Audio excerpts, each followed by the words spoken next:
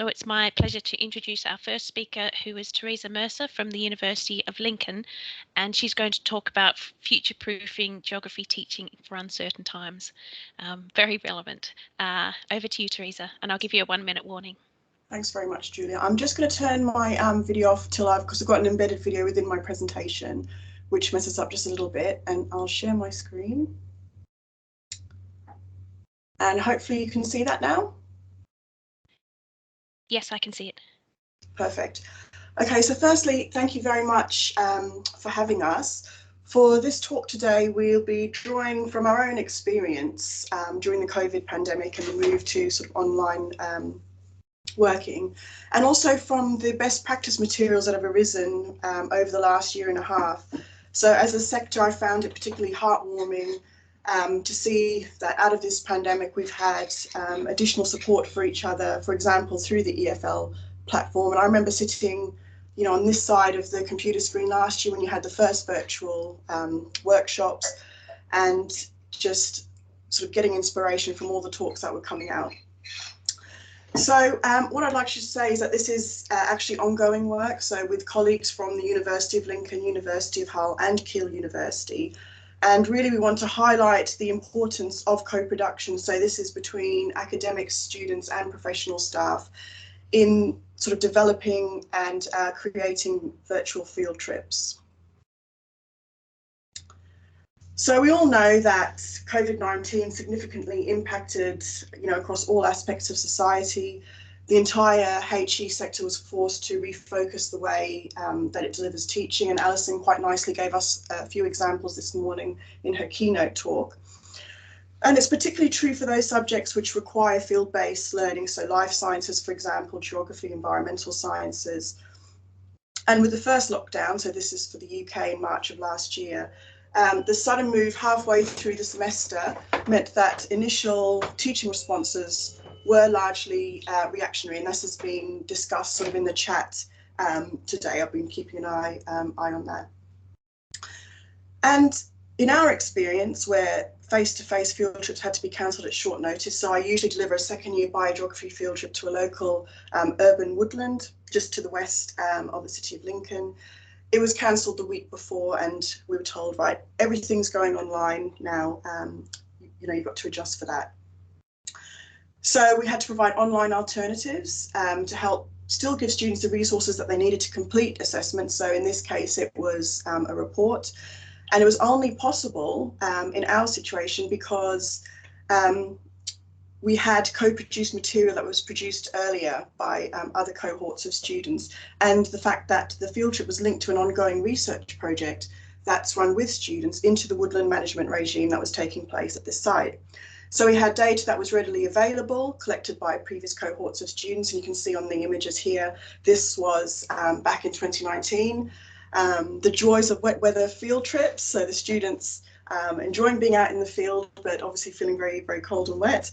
But from this, we were able to get data and have it available for students in last year's cohort. So things such as aerial drone footage of the site, you know, pre-collected data on soil and vegetation surveys, and online mapping alternatives. So these are just a few examples of the online mapping platforms that students used. So this is largely UK based. So there's an example of DEFRA's Magic, which is the multi-agency geographic information for the countryside.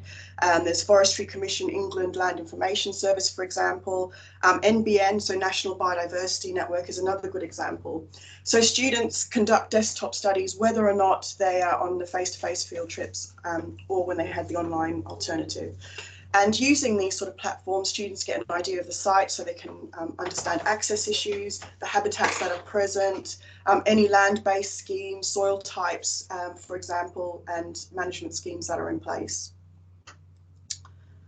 So fast forward to this year, and with a little more time and forethought, we were able to create a full virtual field trip for the students. So we used the Round Me platform. So I know Annie and Zara use ThinkLink, and we were going to have a discussion on that. We chose the RoundMe platform largely because it's used at our university for virtual tours of student accommodation. So it's quite easily adaptable, and we were able to work with our digital education team with this platform. So we found there's a number of benefits of having virtual field trips. So it's firstly a continual teaching resource that can be updated each year with minimal effort. It can augment face-to-face field trips as a resource that can be used before, during and after the trip, or where this is not possible, for example, in a situation where you have lockdown, as a standalone resource. So, for example, before a trip to the field, students can familiarise themselves with the field site. During the trip, the platform can be used on mobile devices as a handheld tour guide to manoeuvre around a field site. And post-field trip, students are able to revisit the field site, access the necessary data and information that they need to complete their assessments. And where field trips have to be cancelled completely, these sort of virtual platforms allow full delivery of all sort of field teaching components if it's planned out well and has student input. Also, virtual field trips allow a more inclusive learning experience. And I'm glad I listened to Alison's talk this morning as well. So, for example, if students are unable to attend on the day for whatever reason, for illnesses, or if they're students that have disabilities, which mean they would physically struggle with actually taking part in the field trip. And what I'd like to sort of portray to you is just some hindsight tips that we sort of picked up while we were developing our virtual field trip. So firstly, it's a good idea to work closely alongside your digital education team. They can guide you with best practice for digital pedagogies and are able to help make the virtual field trip delivery more professional and accessible to students. To introduce students to the concept of the virtual field trip early on in the module. This is so they can familiarise themselves before they go out in the field, and they can use it as a resource or walking guide within the field, and also as a post-field work resource. Thirdly, include all the data and information on the virtual field trip if you can. This enables a more inclusive and equitable form of field trip, particularly for those students that might be ill, unable to attend, or disabled. And it means that all students can complete assessments that would be linked to the field trip. Fourthly, try and replicate field conditions by giving students an immersive experience. So we've mentioned some of this, I've heard in the previous talks. So using things like aerial drone footage, which we were able to do because we had co-produced research with students on the site previously, having 360 ground shots, sound recordings, and this is important especially for those students that can't attend. Use a mix of multimedia, so that links to the previous point. So photos, site videos, short explanatory or even interview videos with various stakeholders on the site. Ensure that it is easily updated annually. So this was mentioned in the previous presentation. Yes, there is an initial outlay of time and effort, but it's just a matter then of year on year updating certain sections or point of interests within the platform itself. Use online mapping resources and desktop studies to augment your virtual field trips. This was quite useful for the students, whether or not it was face-to-face or virtual. And include a help video for students. And this was actually where the co-production helped with the digital education team, because it was an aspect that I didn't even think about, of sort of creating a help video for students so that they were able to access more easily the platform. And I've got here just a short, it's just a minute, just over a minute video, just to give you an idea of how we did this.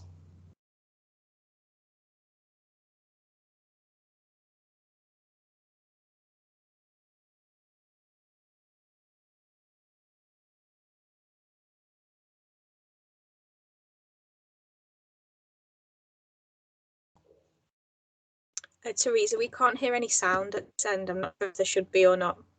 Oh, okay. Yes, there should be. 1 second, I'll just, I did what include computer sound, right? So hopefully if I just replay that. Yes, there should be sound for this. So hopefully. Can you hear that? Yeah, perfect. Virtual 360 field trip. You are currently at one of the entrances to the hospital plantation in between zones 3 and 4. There are 12 zones in total, with plenty of resources for you to engage with.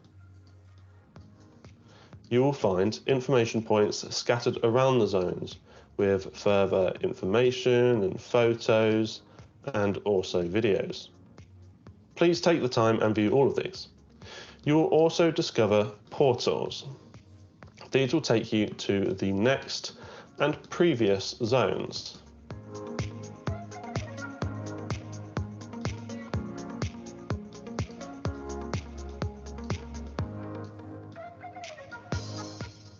A carousel of zones can be found at the bottom of your screen if you need to skip any of the zones. For a broader view of the hospital plantation, click on the compass to the side of the screen, and you will see the locations of the other zones in comparison to your current zone. If you have any questions about the content, please contact your program leader. For any technical issues, please contact the digital education team member. Both of these contact details can be found in the description of this video. And if you are viewing this video within the field trip, you will find the details below this embedded video. We hope you enjoy exploring all of the zones and their information points, and we hope that you learn as much as you possibly can about the hospital plantation.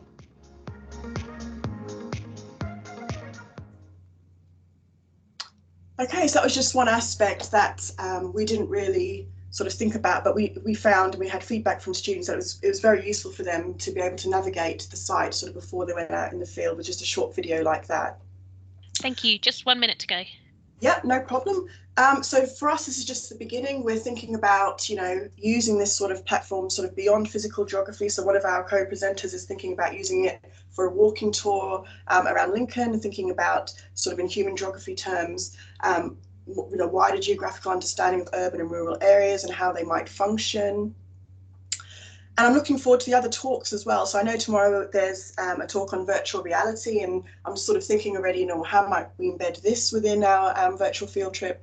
And also there's been talk around sort of using body cams, so students can basically be sort of live streamed images from field sites and sort of direct the field leaders in terms of what they should be doing and what they're interested in.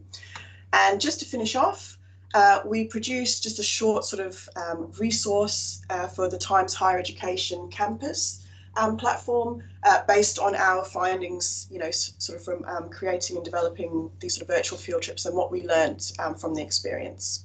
Thank you. Brilliant. Thank you very much, Teresa. That was amazing. I think the help videos are a great idea and a very useful thing to do. We will come back to questions to you after the next talk. So it's now time to introduce Georgia Seamans from the local nature lab and Washington Square Park Eco Projects in the USA. So nice to have another international speaker. Are you there, Georgia? I am. Hi. Great. Hi. And I think for me, I'm not able to share my screen. So I know that Catherine has my slides. Thanks. Brilliant. I'll put them up.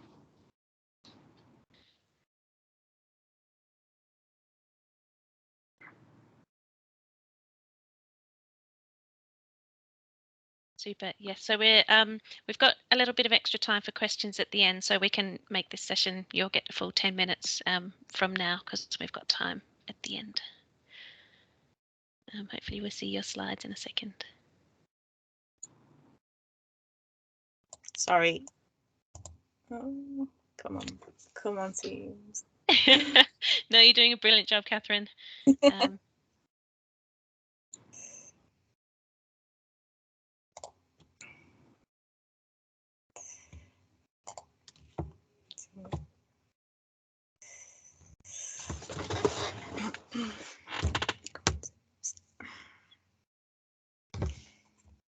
Where in the US are you, Georgia? I am in New York City, right in Manhattan. Oh, right. Wow. Yeah. And the sun has just come over the horizon. Okay, so a little bit of an early start.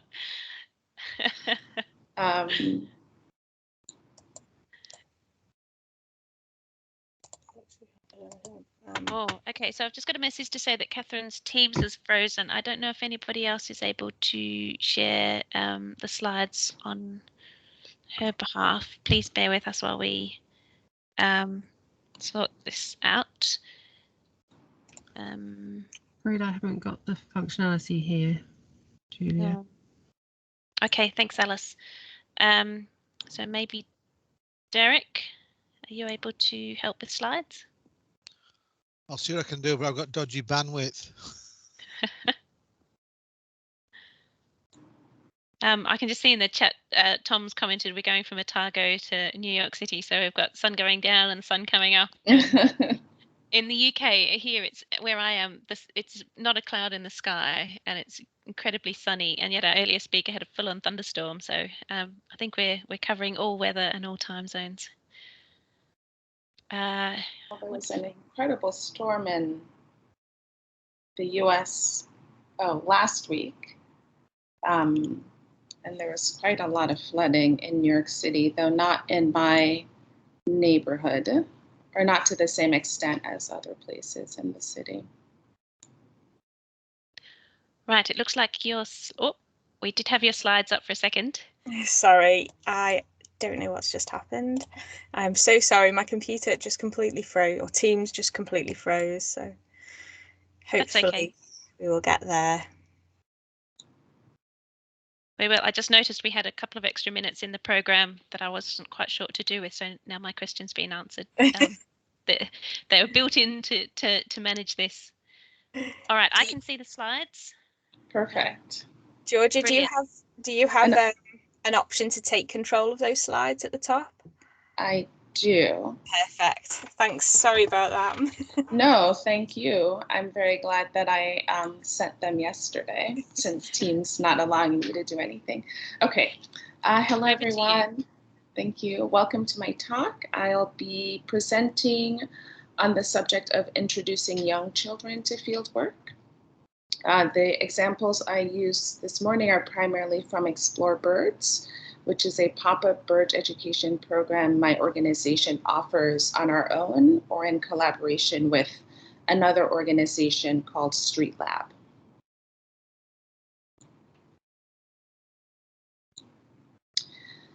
So to set us up, I just wanted to go over the definition of fieldwork. This is a definition provided by the Merriam-Webster Dictionary. Work done in the field to gain practical experience and knowledge through observation. And the phrases done in the field and practical experience through observation are key aspects of field work. They imply that our activities are completed outdoors and that it's a hands-on experience. So the three elements of providing children with experience making observation and gaining knowledge about the natural world are showing them what to look for, providing them with opportunities to notice animals and plants and other biota, and providing materials and tools for them to record their observations. And I'll go through each of these elements in turn. So identification, or what to look for. Several years ago, we held a nature scavenger hunt for families in a local park. We provided each child with a plastic collection bin that was divided into compartments to hold different size natural objects. We assigned families to one of 4 zones in the park and asked them to collect natural elements or natural materials from the ground. We regrouped at the end of the collection period, and children were encouraged to share at least one of the items that they had collected. This was a strategy to introduce children to the different types of nature in the park.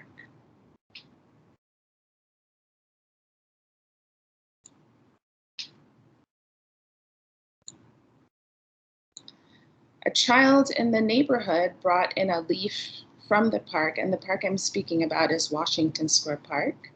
He brought in a collected leaf to his teacher, and that sparked a tree module in his classroom in which I participated.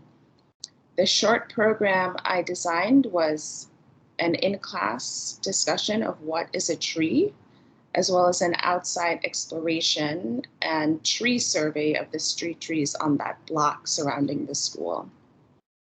These two images represent two different groups of students from one kindergarten class. In the US kindergarten, 5 and 6-year-olds. In the classroom, I asked the students to tell me what they knew about trees, and their responses were elemental in the sense that they listed the parts of a tree. Another question which I asked, which was not one of my own device, I found it online, was, how would you describe a tree to someone who had never seen one? And one of the responses, which is recorded in the image on the right, was a big piece of wood standing up where animals can live. And I appreciated this child's response because it shows the connection between trees and habitat.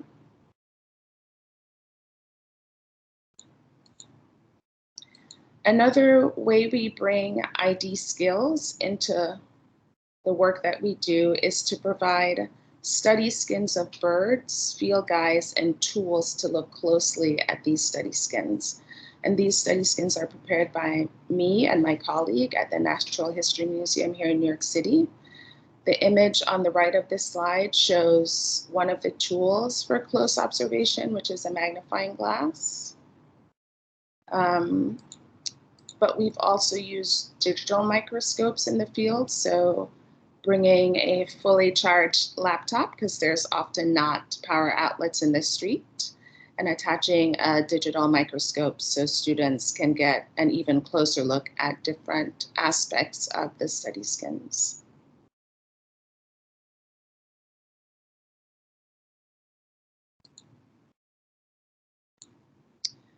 So the next aspect of this work is using your senses or an aid to watch or listen to the plant or animal or other biota that you are interested in.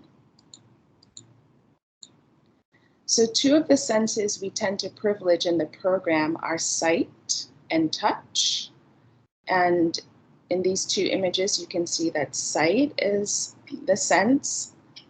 That's the focus here. We've provided binoculars at some of our pop-ups that children can borrow to look for birds. And we've also offered bird walks during some of our pop-ups. The image on the lower right is of a bird walk in a local garden.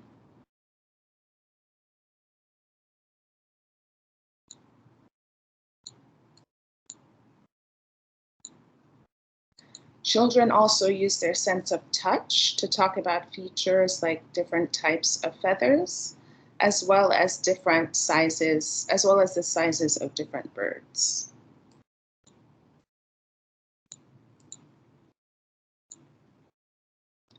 So what are some of the strategies that children can use to record their observations?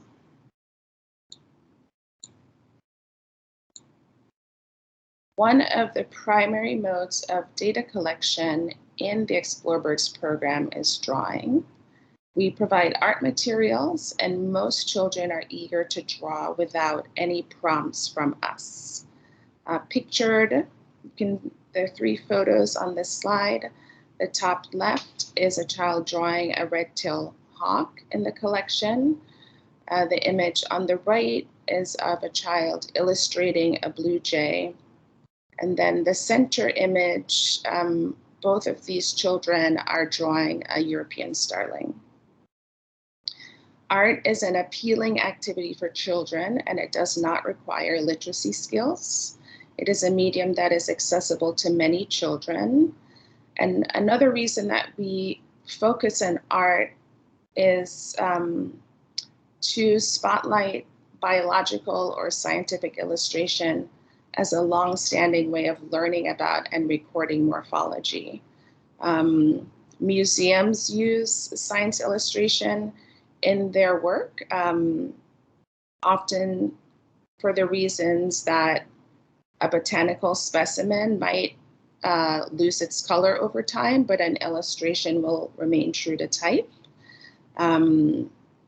Sometimes the physical object that's been collected is lost, but you might have an illustration of that object. So we really focus on art as a way to record observations because it's very accessible to students and it's part of this long-standing tradition.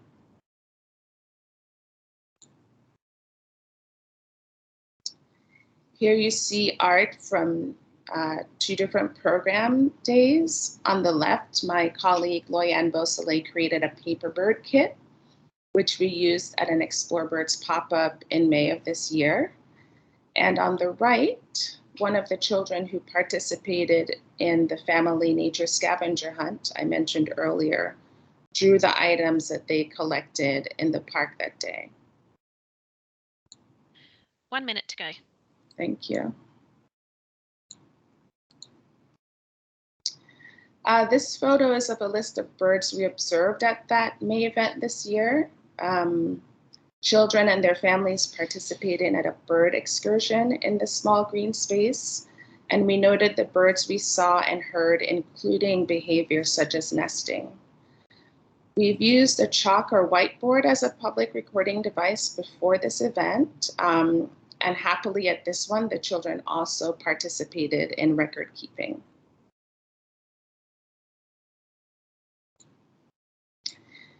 In the process of engaging with the pop-up program, we've noticed that there are children who become peer teachers to other children who participate in the program. And I wish I had a photo of this. I've heard these peer teachers tell other children what I've just told them about the birds, and they also incorporate their own perspective and knowledge.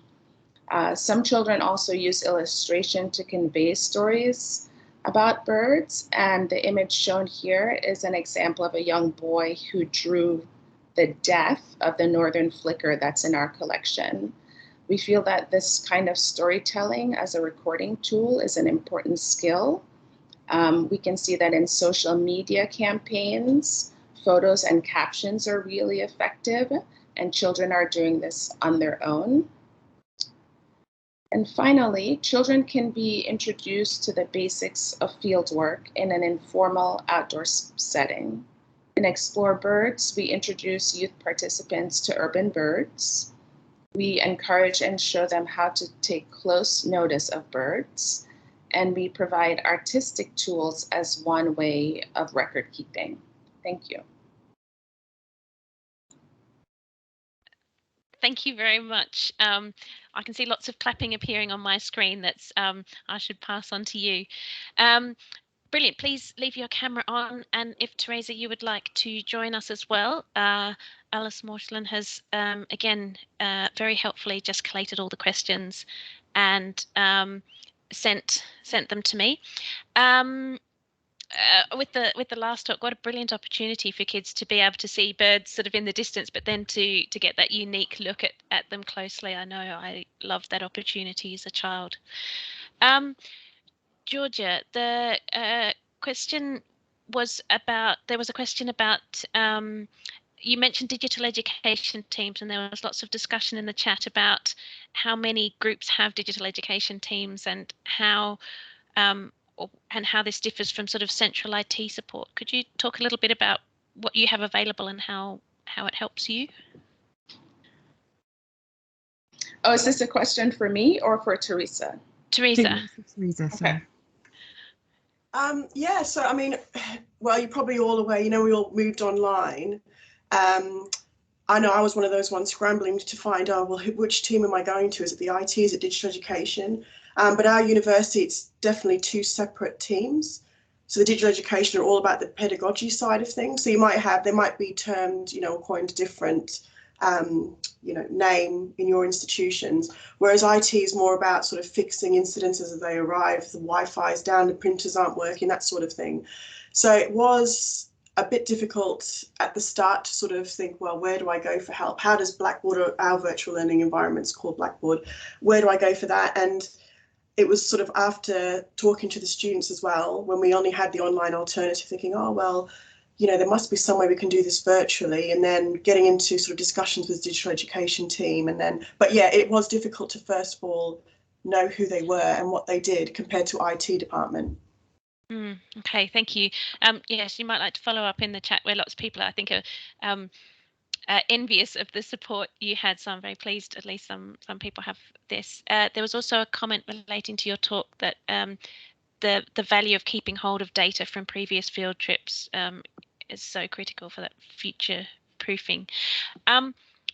Questions to Georgia. Do you scan and make available 3D models? Is this something that you've considered for things like mineral specimens?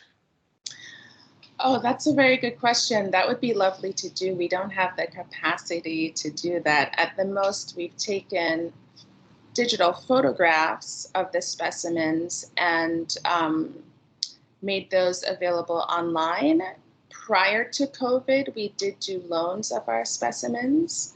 So they were used in a middle school science classroom when they were looking at animal studies and morphology. We've hosted illustration days at libraries and also at schools where folks can come in and try their hand at scientific illustration. But certainly I will keep that in mind. If our organization can raise funds to do that kind of photography, that would be lovely. That is something that museums do. Mm-hmm. And another question was about that someone noted, Brian, that young people want to draw and love drawing, but there comes a point where they get a bit old and say, oh, I can't draw that. How do you encounter that, and how do you deal with that? So we do have, there do seem to be the sort of two groups of children, one who are very confident about their drawing and they just draw, and it's not necessarily, sometimes it's not representational depending on the age. And then there are children who sort of express that they don't feel that they can draw. And so what we do is just sort of break down the study skin into parts, and we then sort of go through with them piece by piece. So what are you seeing when you look at the bird, right? And this is also part of what you would need when you're doing identification in the field, right? There's the head and the beak, and what's the relationship in terms of size between these two pieces, and let's focus on that. And then we're going to go to the body, and there's the body, which is, you know, sort of a cone, and then you see two wings and the tail, and let's think about the relationships between these two birds in terms of color, but also size. Okay, now you have that piece, and now we're going to look at the legs. And so we kind of walk them through stepwise, because it can be intimidating to sort of consider the entire animal all at once, especially if you don't have that experience. And so it's really quite nice to sit with a young child as they illustrate step by step the animal they're looking at. And do any children struggle with looking at a dead bird? I mean, again, if that's something you haven't grown up with, sort of picking up dead insects and things, is that confronting for some? I would say that the people who have the hardest time with the specimens are the adults. I think adults have developed sets of barriers related to dead animals that children, for the most part, haven't had experience with. And so the children are often the ones who will pick up the study skin and bring it to their adult, who sort of takes several steps back before then engaging because of their children's enthusiasm.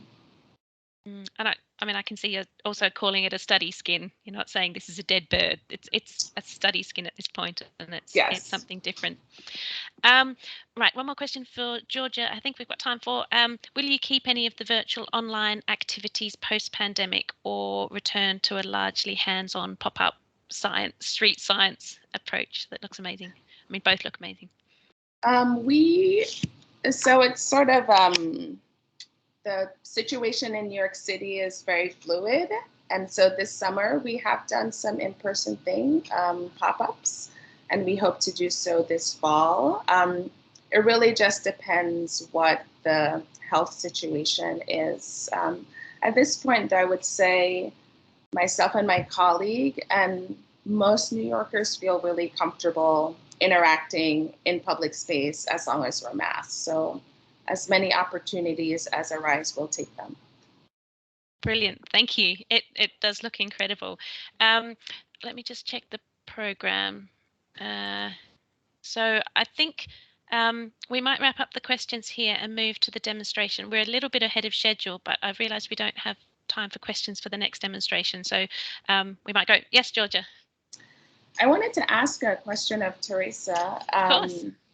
The mention of the body cam, so maybe it's more of a comment. I found that very interesting. You mentioned incorporating the student's perspective, so student-driven data, student perspective. And I'm curious if you have experience using other tools to bring student work into these field trips. Yeah, well, this actually came because I gave a similar talk a few months back, sort of a more pedagogy based conference as well. And that was one of the things that sort of arose was, oh, well, you know, what about body cams? So students can almost, so if we're in like another lockdown situation or something, you know, I could have a body cam on, the students could say, right, can you walk 10 paces that way, pick up whatever you see, you know, and look around the site, pick up the sounds and everything. And that's not something that we've done yet. But it also struck a chord with me, and I was thinking, oh, the possibilities for that then would be endless. And there's just all these different layers that you could add to a virtual field trip once you have a platform in place, whether it's RoundMe that we used or ThingLink that we'll be looking at shortly. So yeah, it was one of the things. So we haven't used it ourselves, but it's one of the things that we might be able to look into. Hopefully, if the digital education team have the funds and we're not too busy with the next, you know, round of teaching. Brilliant. Thank you very much. I think everyone listening has found both your talks very helpful for very different reasons. Please have a look at the chat and see if there's any other questions you want to answer. You might just need to type them in a bit later. But thank you so much for your time, and we will move on to the next speakers. Thank you very much, Teresa and Georgia. So now we have a slightly different thing. We're going to have the next 30 minutes will be a demonstration from Tristram Irvine-Fynn at Aberystwyth University. And I'm going to hand over to him. So you've got about 30 minutes. So I'll duck back in when you've got a couple of minutes to go. Does that suit, Tristram? Yeah, no, that sounds fine. Hopefully everyone can hear me okay without any problems. Yes, super. Excellent. And I'm just trying to find my way around because I'm having to do this on a laptop, and yeah, just the standard way of doing it. Someone's decided to cut their hedge immediately outside my my office, so it's perhaps a little bit more noisy than I'd hope. So we've had thunderstorms, snoring dog, and now a hedge trimmer. This is a great list. Yeah, absolutely. Right. So I will do my best to share the screen with you guys. And right, hopefully that all comes through without any problem. Yep, perfect. Okay, so thanks very much everyone for attending this. And I think, dare I say, I'm probably going to be yeah, to use a silly phrase, preaching to the converted here, given I am touching a little bit on Alison's early talk this morning.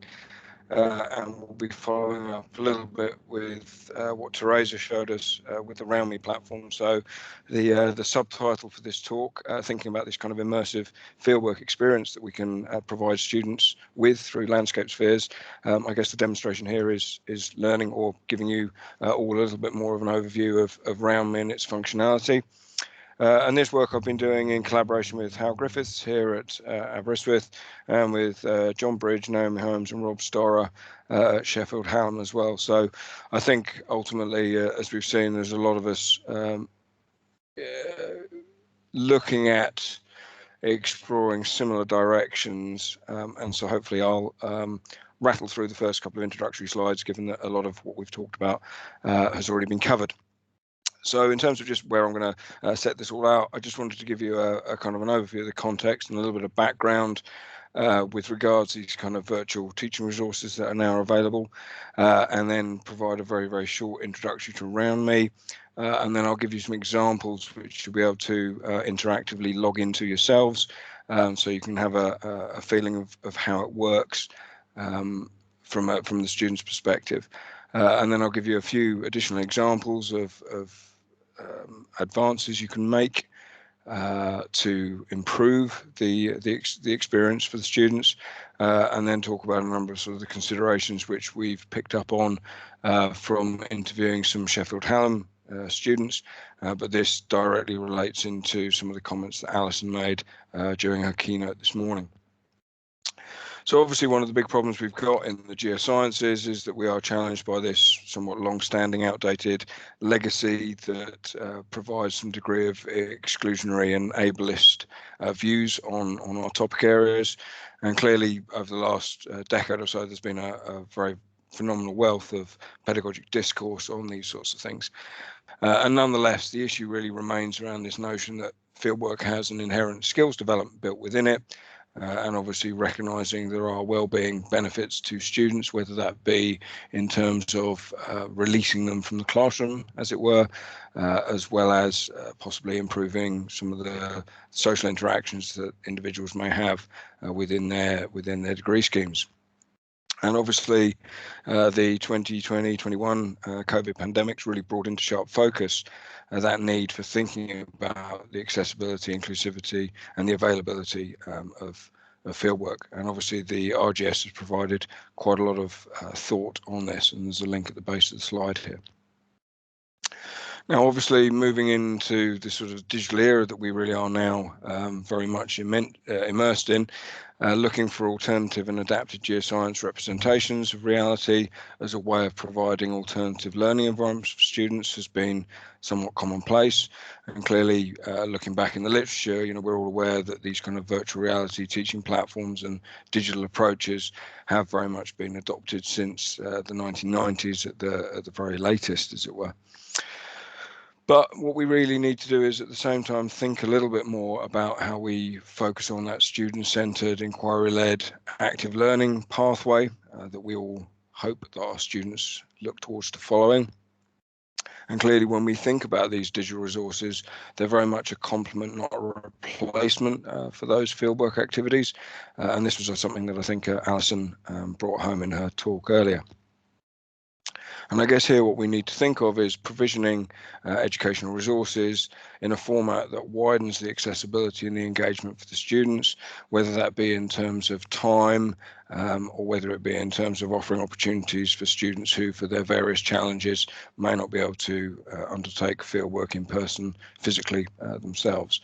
And there's a number of links again to some of the discussions of these types of topic. So when we think about these virtual teaching resources, obviously a lot of that's been driven very much by technology, and I'm sure most of you are aware of the VR glaciers and glaciated landscapes, and I'll apologise, being a glaciologist myself, there's probably a degree of bias in terms of what I am or am not aware of here. But ultimately, this has been a resource pioneered at the University of Worcester that's been available for a good number of years now, which has been offering a platform to visit alpine environments for your students digitally through their online portal. And clearly what that allows is it allows students to access alpine landscapes which maybe they wouldn't otherwise have access to. Now, that era of digital resources actually has been advanced very much by the world of architecture, engineering, and the property sector. And so now when you look around for these platforms for virtual tours, they're very much widespread, and an awful lot of them do seem to be focused in on opportunities to showcase penthouse apartments and so on across the world. But I think, as we've seen, we as educators and practitioners of geography and environmental science and so on, have looked to adopt these to improve our capacity to teach, and to teach in terms of field locations that either students haven't been able to access, particularly during the COVID pandemic, or maybe that we can adapt to allow students who wouldn't otherwise be able to access these, such that they don't miss out on the experience during their course. So around me, obviously, which Teresa showcased earlier, it's a very user-friendly image sphere platform. Again, very much developed initially for architectural purposes, but increasingly money has been spent on the platform to increase its functionality. And in terms of the approach that I'd taken, was to try and embed it into a variety of teaching resources which were related to my third year module, which would have taken students up to Cadair Idris for a 2-day sort of field excursion. And essentially I replaced that with this Round Me tour, which included a full assessment guide and briefing document. There were a number of walk and talk videos and stills, which I was able to record myself ahead of the module, and then embed that into the Round Me tour. So I'll leave this open for a couple of seconds before moving on, but for those of you mobiles with the QR code reader, by all means grab out your phone and log in if you can.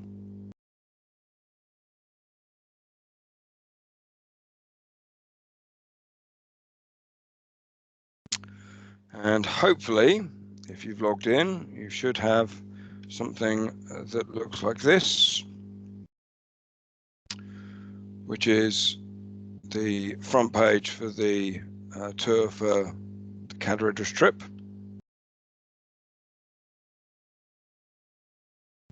And if we click into start, you'll see we immediately jump into the image sphere, and here I am scrolling around in real time. So that gives the students the opportunity to really understand and feel how the landscape appears in reality.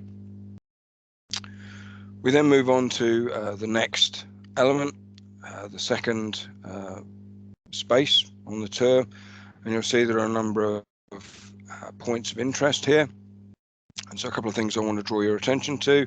As Teresa was saying, we can have these teleporting jump links, which appear like these large lollipops, and they basically take us to the next image sphere that's related to those particular sites. And we also have these hotspots, these information hotspots, in which we can upload images. So apologies if my internet is a little bit slow here, but we can upload single stills, or we can upload just information that gives nominal details with regards to a particular feature, and so on. Now within this, we also have the opportunity here over on the far right hand side to provide a map. Now Round Me offers an immediate Google Earth platform, so your image spheres, particularly here collected with the GoPro 360, it means your image spheres are located on a Google Earth map in real space, but you can also upload an Ordnance Survey map to give the students more information with regards topography, or in this case we also uploaded the geology map of the region, so they could have a sense of what was going on there. Sorry to interrupt, Tristan. We're not following you, I'm afraid. We're looking at your slide rather than the. Oh, sorry, that's my mistake. You. Hang on, sorry, I thought it would share a different screen. Thank you. Yeah, that's right. Sorry, that's my error. Hang on, now Teams has slowed down. Inevitably. Yeah, sorry. I thought I had this set up to switch between. Here we are. Right, this is going to be a bit awkward. I have to keep switching around. Right, sorry. So are we now back? Have we now got? That's it. Thank you. Have we now got the screen? Sorry about that. I didn't appreciate the screen shared had gone awry. So back to the points about the lollipops that give you a sort of teleportation to the next image sphere, and then these information buttons that give you opportunities to upload specific bits of information, imagery, or even data. And then here on the far right,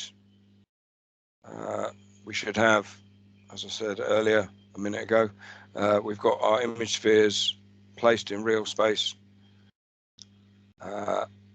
on Google Maps. Sorry, it's taking a bit of time to zoom in, but we've also got the opportunity to upload the OS map with the location of the image spheres and then the geology map if it's going to wake up. Apologies. So that gives you a kind of view, and I'm hoping that some of you are having an opportunity to explore in your own time there. So I now need to switch back, I'm afraid, to the PowerPoint.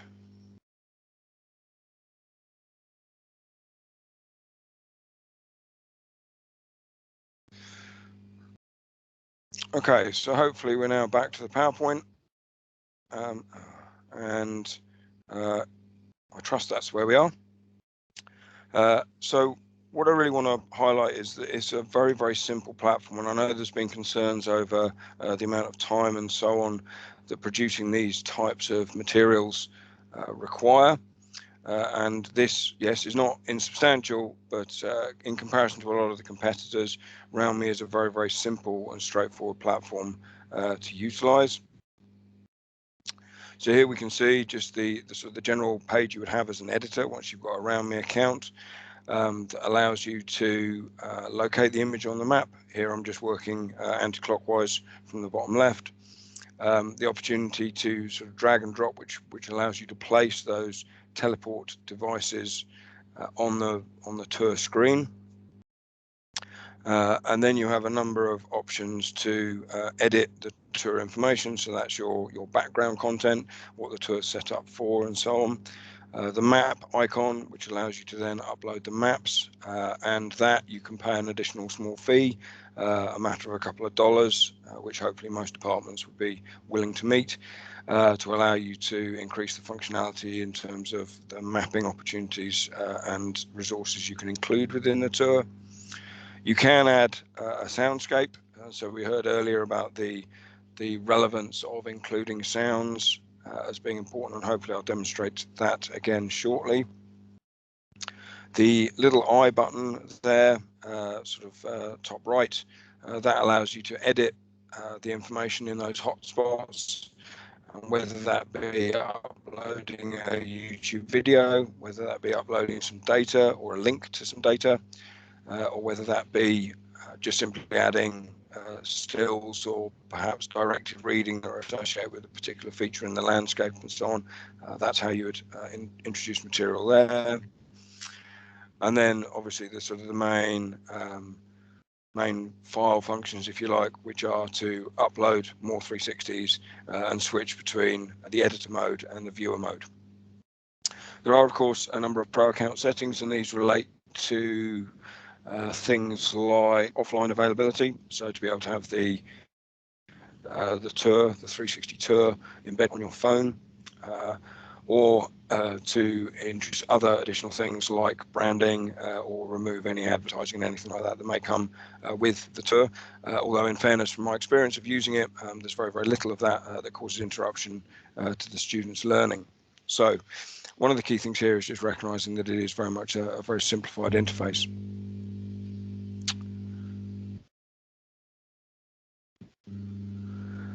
Now, in terms of what we experienced as its capacity to support active learning, when we compared the module pre-COVID and post-COVID, it did seem to suggest that the RoundMe platform did support learning by bringing a greater number of students up into the 2-1 category and raising our mean and median marks significantly. So I think the ability for students to access this material in their own time, rather than being solely dependent on just the specific field days, was definitely a benefit to them in this past academic year. And as I said, there obviously are higher levels of functionality in RoundMe, and that, as I said earlier, includes the maps and this offline availability, but also adding those soundscapes and videos. So just for an example of that, for those of you who want to, you can jump into another tour here with this QR code.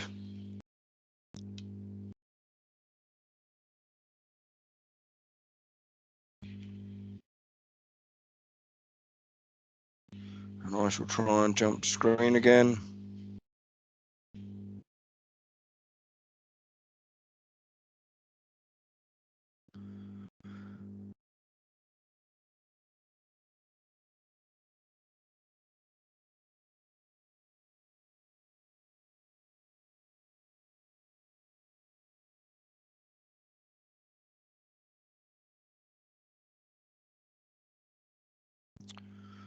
So hopefully you've now got access to the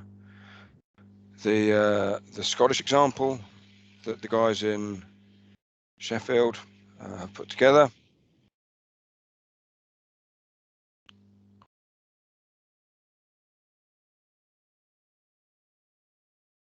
And if we zoom into this one, particularly looking at the West Shore,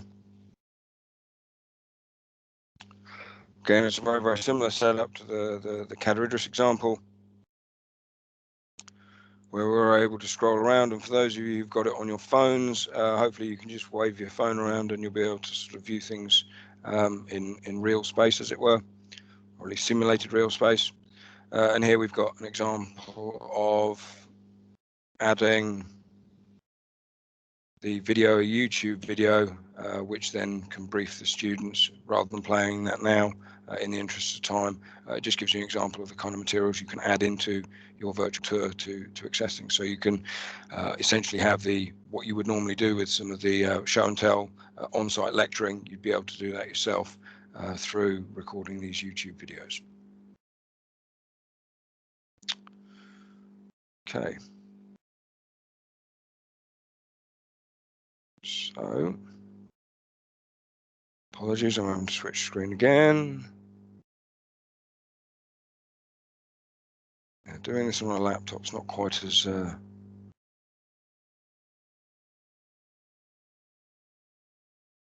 quite straightforward, and hopefully the internet's catching up.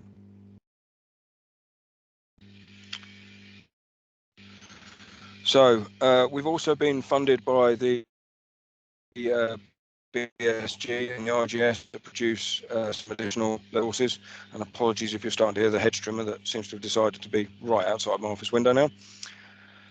And this is a follow-up one that took us into, and rather than taking you on the tour for this one, having sort of demonstrated for the two others, this is just a simple visual that gives you an indication of the local geomorphology that we started to produce learning materials for. So that's local here to Aberystwyth. Obviously, we're quite fortunate to have this kind of landscape on our doorstep. But given the comments earlier made about being able to use resources of your local environment in these digital types of tour, I think it's an important direction to consider taking. And for this final one, and I will try and add the sound on this, just to give you an indication of what it's like with the soundscape.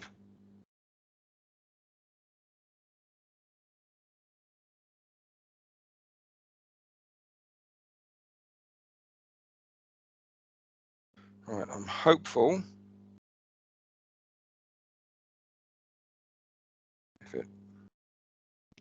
if it comes up, there should be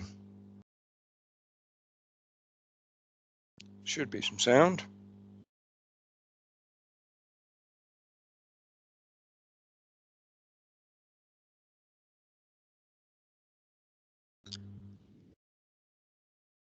I'm hoping you can hear some wind and the tweeting of birds. If you can't, follow the link there that allows you to see that. And what my colleague John has done is introduced some of the more cultural elements behind it, particularly here in a poem that's associated with the landscape and so on. So there are a number of different directions that we as educators can take these platforms forward in terms of their capacity to get students thinking about the landscape they're in, not necessarily only from a sort of pure physical geography, environmental science perspective.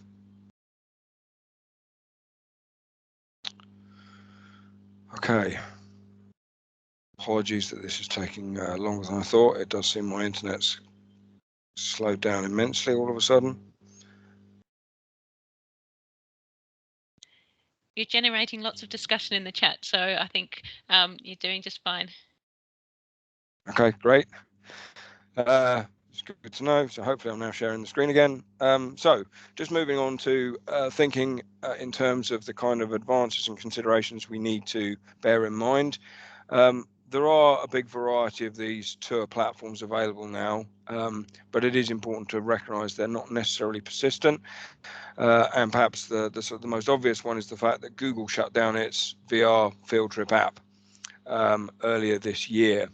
So the fact that their expeditions and tour creator platform is no longer available, and that being from Google, which obviously is a much bigger provider, highlights perhaps how fragile some of this technology is, and hence the need to make sure you focus in on platforms that perhaps don't require a huge amount of input and time on our part relative to the possible risk of their being lost. That said, having worked with IS departments both at Hallam and Aberystwyth, it does seem it is possible, particularly with these options to mount these things offline, it is possible to have some of these mounted on your own VLE platforms rather than just the direct links themselves.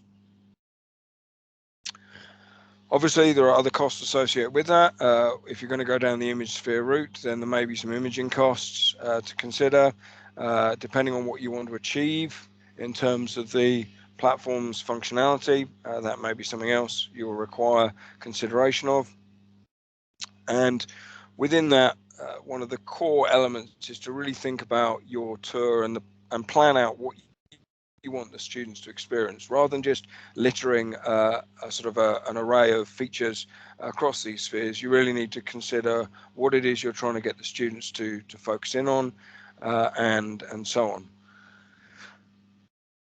We had a question earlier about the data availability. This is obviously something that is of consideration, but as we start to move towards an era where open access data is more the norm, I think worrying about data availability, particularly the types of data that one will be uploading to a platform such as this, probably are a fairly minor consideration in the grand scheme of things.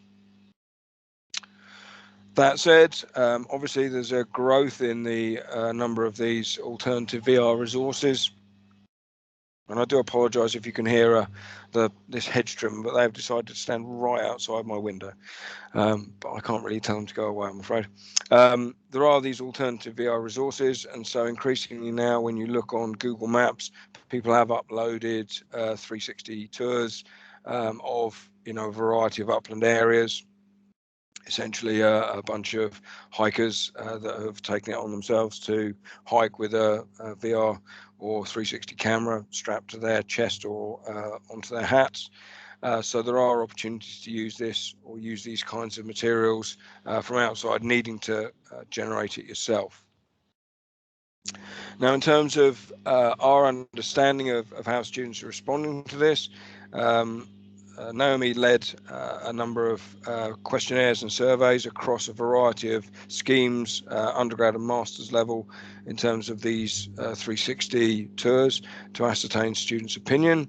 And there was an overwhelming majority that felt they were a useful learning opportunity, and only a very few here. You can just see a very small percentage that felt they weren't helpful. So it's quite good to know that the students' views are positive towards this.